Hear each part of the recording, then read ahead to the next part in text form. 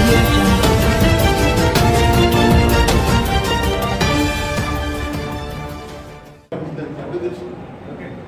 jungle. రాజకీయాల్లో రావడంలో ఈ జగన్ పై ఉన్న కేసుల మీద ప్రభావం చూపుతా లక్ష్మీనారాయణ రాజకీయాల్లో రావడం వల్ల జగన్ కేసులపై ప్రభావం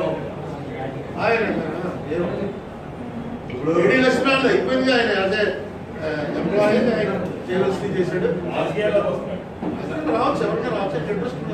రావడం వల్ల జగన్ కేసులపై ప్రభావం ఉంటుంటారా? అంటే కేసులు కోర్టులో ఉన్నాయి. ఇప్పుడు జేడీ లక్ష్మీనారాయణ అసలు నేను ఇన్వెస్టిగేటింగ్ ఆఫీసర్ని కాదని చెప్పాడు కదా. ఇన్వెస్టిగేట్ చేసింది ఎస్పీలు వాళ్ళు చేశారు. ఆయన ఓన్లీ సబ్మిట్ చేసేటువంటి ఆఫీసర్ అంతే. జాయింట్ డైరెక్టర్ అదేగా జేడీ అని పేరు కూడా పెట్టారు. అదే జేడీలో ఇప్పుడు వాదా విషయంలో ఇప్పుడు 5 ఎంపీలు రాజీనామా చేసిన వరకు అమలు కాలేదు. వైద్యాన్ని బీజేపీ మాకు అర్థం కాదు. ఎప్పటికీ అర్థం కానిదే పార్లమెంట్.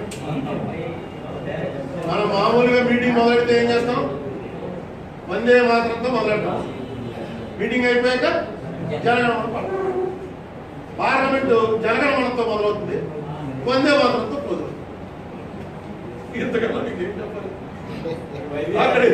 అక్కడ ఏం జరుగుతుందో వాళ్ళ ఇష్టం.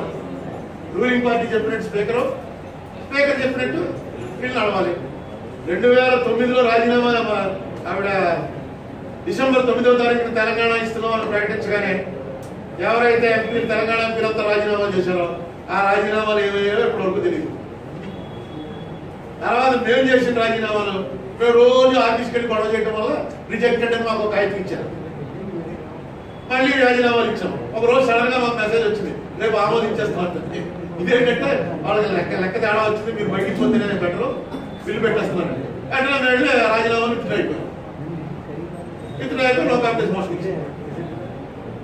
అక్కడ ఏమి జరుగుతుందన్నది ఎవరికి తెలియదు. స్పీకర్ ఇష్టం, స్పీకర్ రూలింగ్ పార్టీ చెప్పినట్టు కౌన్సిలింగ్ అంటే ఒత్తిడి మీద ఇచ్చారా లేకపోతే ఏంటి కారణం అని అడగాలి. చాలా మంది పూర్వం ఏం చేసేవారంటే గట్టిగా గొడవ చేసి గుజరాత్ లో హాస్పిటల్లో ఉన్న ఎమ్మెల్యే దగ్గరికి వెళ్ళి వాటిని కొట్టి హాస్పిటల్ బద్దలు కొట్టి రాజీనామా సంఘం పెట్టి తీసుకొచ్చి స్పీకర్ ఇచ్చారు 1974. అవన్నీ తీసేస్తే ఇప్పుడు ఏం చేశారంటే రాజీనామా ఇచ్చినటువంటి మెంబర్ని స్పీకర్ పిలిచి అడుగుతున్నారు. అదే కౌన్సిలింగ్.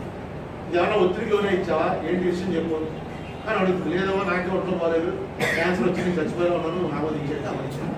లేదు మన వాళ్ళు వెళ్ళినట్టు కుమారస్వామి వాళ్ళు వెళ్ళినట్టు నేను సీఎం ఎమ్మెల్యే దగ్గరమ్మా రెండింటిలో ఒకటే ఉంచుకోవాలి, ఒకటి ఆమోదించండి ఆమోదించేస్తాను. ఆ కారణం ఆవిడకి నచ్చాలి. అదే ఉంది రూల్ బుక్ లో. ఆవిడ నాకు నచ్చలేదు అంటే చేయాలి. సార్ ఇప్పుడు ఫెడరల్ ఫ్రంట్ అని చెప్పి కేసీఆర్ గారు పెట్టారు. చంద్రబాబు గారు తాజాగా ఇప్పుడు థర్డ్ ఫ్రంట్ ప్రయత్నాలు చేస్తారు. ఎవరు ఫ్రంట్ నిలబడుతుంది, ఎవరు చక్రం తిప్పే అవకాశం ఉంది రాబోయే ఏమో అది ఇంకా 2 ఇయర్స్. కేసీఆర్ చంద్రబాబు కలవచ్చు. ఏం చెప్తాం? కాంగ్రెస్ కేసీఆర్ చంద్రబాబు కలవచ్చు. ఎలక్షన్ అయ్యా కలవచ్చు. ఇప్పుడు మన అందరూ సిపిఎం కాంగ్రెస్ కలిపి పోటీ చేసిన దేశం అంతా 2004 except in Bengal and Kerala. ఆ 2 చోట్ల మాత్రం సిపిఎం కాంగ్రెస్ వ్యతిరేకం. మిగతా దేశం అంతా కలిపి పోటీ చేసే అయిపోయిన తర్వాత ఎలక్షన్ సిపిఎం నెగ్గిన వాళ్ళు యూపీఏకి మద్దతు ఇచ్చారు. అలాగే ఏర్పడింది 2004. సో ఈ సంకీర్ణ యుగంలో ఎవరైనా ఎవరితోటన్నా కామన్ మినిమం ప్రోగ్రామ్ పెట్టుకుని కలవచ్చు. ఇష్యూ బేస్ అంటే కేసీఆర్ ఫ్రంట్ ఇష్యూ అంటే పిల్లలు issue base. Sir KCR front ప్రధాని పెట్టింది అంటారు కదా. చంద్రబాబుకి వ్యతిరేకంగా ఆయన వ్యతిరేకంగా అందరినీ ఏకం చేయడంలో మీ పాత్ర కూడా ఉందని అంటే మీరు కూడా మాట్లాడడం ఆయన ఇక్కడ పెట్టి ఇక్కడ హాస్పిటల్లో పెట్టినప్పుడు నేను పరామర్శ ఎందుకంటే నేనే చూశాను. అది సహాయాల కమిషన్ అవుతుంది వెళ్ళడానికి వెళ్తే ఇలా వెళ్ళడానికి వెళ్ళేదంటే రోడ్డు మీద బార్డు వేరు పెట్టేసాను. ఇదేంటంటే ఉత్తరభద్రాలు లోపల ఉన్నారంటే ఎవరిని కూడా ఈ రోడ్డు మీద వెళ్ళడానికి వెళ్ళేదంటారండి. ఏంటంటే ఎంత ఇండియా పాకిస్తాన్ బార్డర్ లో చూస్తాం వైరు ఇలా తిరుగుతుంది.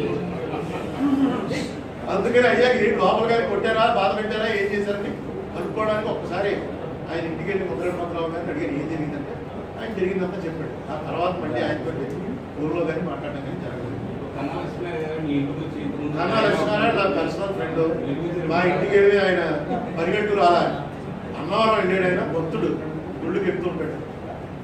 అన్నవరం వెళ్ళాడు, అన్నవరం నుంచి రాజమండ్రి మీదకి వెళ్తూ ఫోన్ కొట్టాడు, నీ ఊరు దాటి వెళ్తున్నాను. అప్పుడు ఇంకా బీజేపీ ప్రెసిడెంట్ అవ్వాలి. నీ ఊరు దాటి వెళ్తున్నా ఊళ్ళో ఉన్నాను ఊళ్ళో అప్పుడు వైసీపీ కూడా కొట్టలేదు. ఆ గొడవ పెట్టగా నాకు ఏమో మరి తర్వాత తెలీదు. అప్పటికే బీజేపీలో ఉండదు. నిన్న వేళ పత్రికలన్నింటిలోనూ విచారం ఏంటంటే చంద్రబాబు నాయుడు దులిపేశాడు.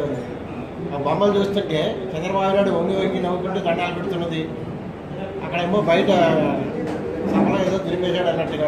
నీతి ఆయోగ్ మీటింగ్లో వాటిలో దొరకడానికి దులిపేశాడు అని ప్రచారాలు వాళ్ళ మన మీడియాలో అలా అదే ప్రచారం. 20 నిమిషాలు చేశాడు, మధ్యలో రాజ్నాథ్ సింగ్ ఆగమన్నాడు అంటే అది ఒకటి. కానీ ఇక్కడ మాత్రం ఆయన నిటారుగా ఉన్నాడు, ఈ రొంగు ఉన్నాడు. మరి మీరు ఇందాక పోరాటాలు అన్నారు కదా,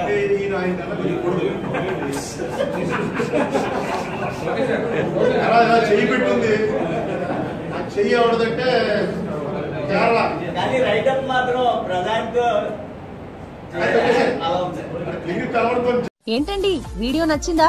అయితే ఓ లైక్ వేసుకోండి, లేదంటే ఓ కామెంట్ చేయండి. ఎప్పటికప్పుడు మా వీడియోస్ చూడాలంటే సబ్స్క్రైబ్ చేసుకోండి.